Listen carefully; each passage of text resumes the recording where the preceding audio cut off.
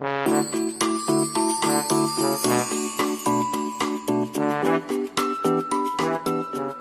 my little friends, how are you today?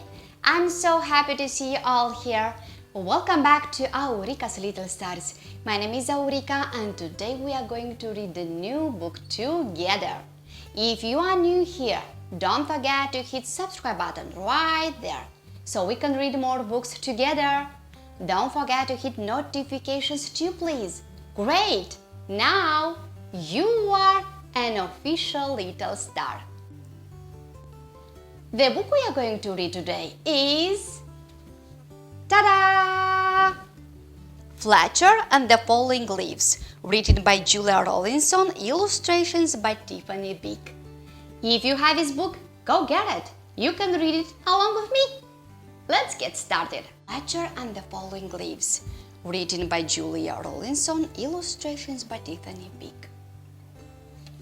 The world was changing. Each morning when Fletcher bounded out of den, everything seemed just a little bit different.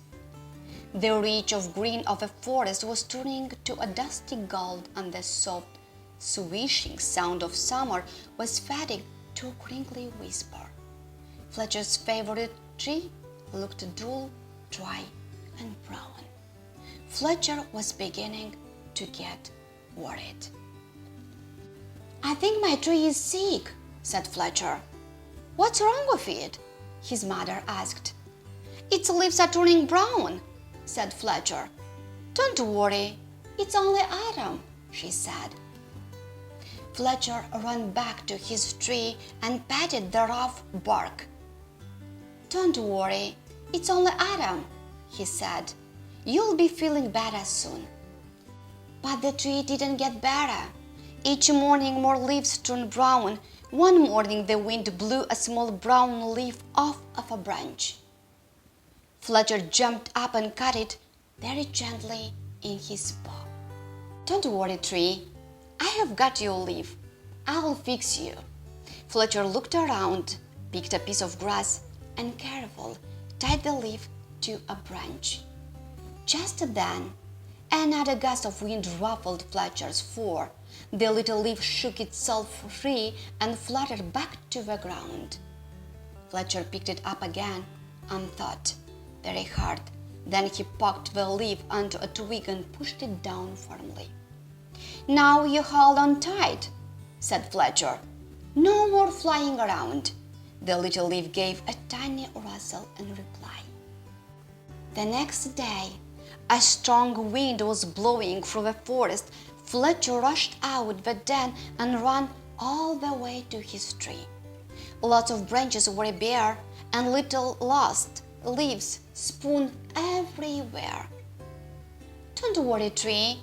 I'll catch them for you, I promise." Round and round and round whirled Fletcher after the swirling leaves. "Leaves! Wonderful! Just what I need for my nest," said a squirrel. "But these belong to the tree," said Fletcher. "Don't take them away."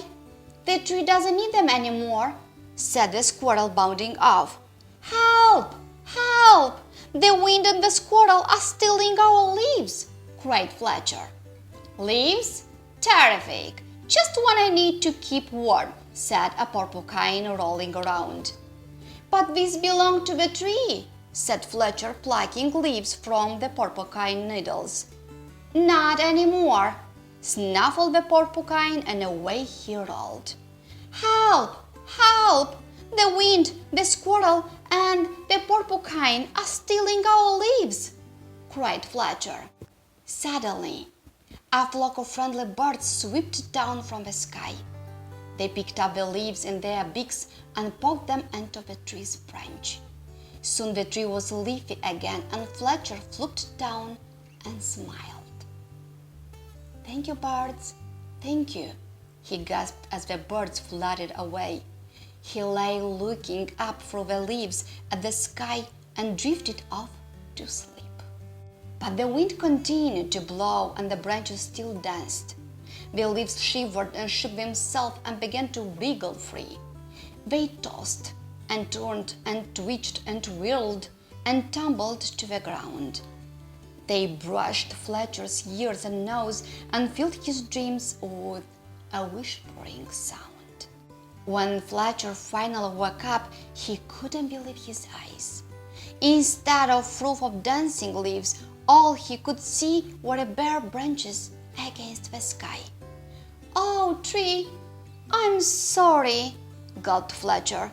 "All your leaves are gone." But then he saw, high in the branches, one small leaf still holding on. "I won't let the wind steal that one," said Fletcher, and he began to climb.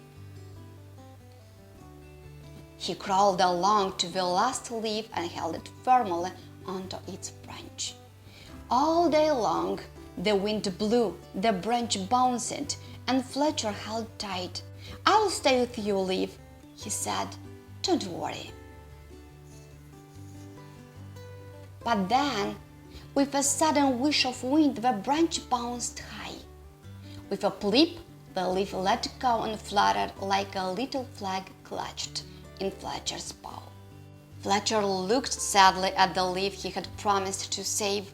He carried carefully down the tree and back to the den. He made a cozy little bed for it and gently tucked it in. But all night long he could only think of his tree all its own. And down Fletcher tiptoed outside. The wind had finally stopped blowing, and the air was cold. The moon still hung in the clear sky, and pale stars glimmered. As he came to his favorite tree, Fletcher saw a magical sight. What do you think he saw? Let's find out. The tree was hung with 1,000 icicles, shining silver in the early light.